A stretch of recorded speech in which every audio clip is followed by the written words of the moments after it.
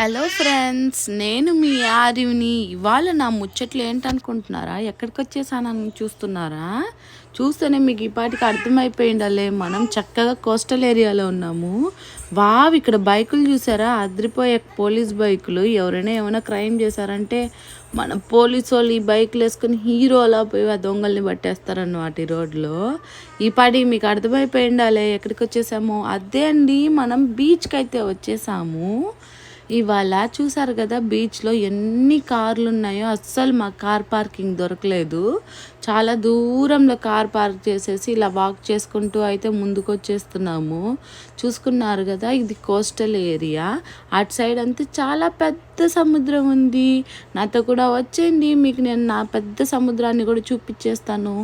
ఏంటి, ఎక్కడుండే సముద్రానికి వచ్చేసానో చెప్పలేదు అనుకుంటున్నారా? ఇంకా నేనైతే న్యూ జెర్సీ మూవ్ అయ్యానని తెలుసు కదండి మీకు. ఇక్కడ నుంచి నాకు 30 మినిట్సే బీచ్కి. పక్కనే ఉంటుందన్నమాట బీచ్. ఆ బీచ్కి అయితే వచ్చేసాము. చూసారా, ఇక్కడ వచ్చి హౌస్ పార్టీ జరుగుతూ ఉంది. అదిరిపోయింది కదా హౌస్ పార్టీ.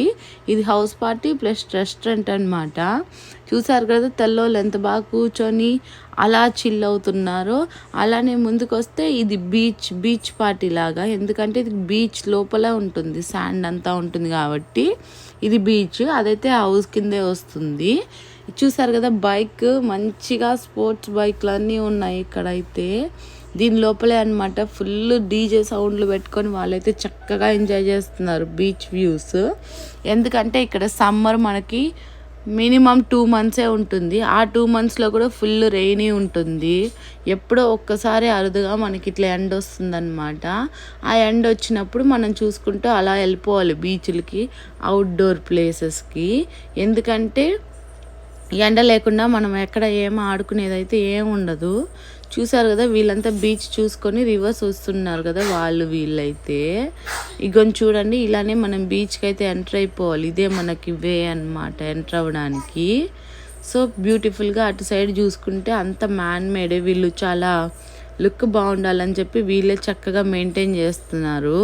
అటు సైడ్ చూసుకుంటే డ్రై గ్రాస్ ఉంది కదా, ఎండుగడ్డి. అది కూడా లుక్కి బాగుంటుందని వాళ్ళు ఫెన్సింగ్ వేసి అంత చక్కగా మధ్యలో శాండ్ అది వేసి పెట్టేశారు కదా.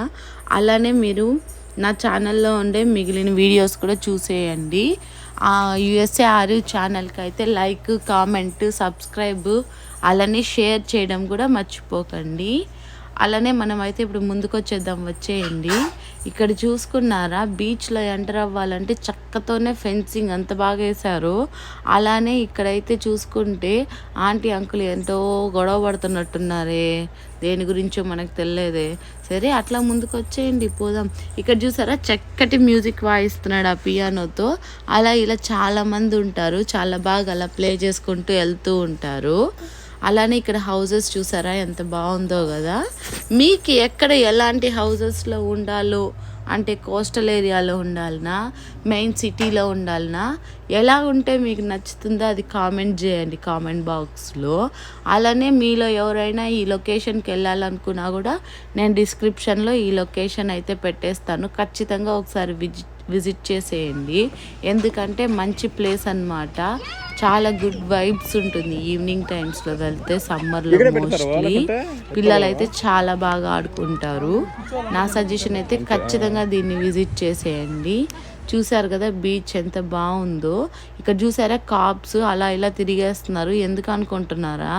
ఇక్కడ ఎక్కడ డాగ్స్ అలా ఉండదు. డాగ్స్ తీసుకొని వచ్చిన, అన్వాంటెడ్గా ట్రాష్లు వేసిన ఇక్కడ ఉండే వాళ్ళకి నచ్చదన్నమాట. సో ఎటువంటి సైకిల్స్ కానీ మన వెహికల్స్ కానీ ఏమి తీసుకురాకూడదు బీచ్లోకి. కాబట్టి వాళ్ళు తిరుగుతూ ఉంటారు. చూస్తే మనకి టికెట్ వేసేస్తారనమాట. అలా గొడుగులు మనమే తెచ్చిపెట్టుకొనేసి అలా కూర్చునేవాలి. చూసారు కదా ఎంత బాగుందో. అలానే మీకు బీచ్ చూడడం అయితే ఇష్టమా కాదా అది కూడా కామెంట్ బాక్స్లో పెట్టేయండి. నాకైతే బీచ్ చూడడం అంటే చాలా ఇష్టము. Thank you for watching USA ఆర్యు ముచ్చట్లు ఫ్రెండ్స్. మీరైతే ఖచ్చితంగా నా ఛానల్ని సబ్స్క్రైబ్ చేసుకోండి మరిన్ని వీడియోస్ కోసం.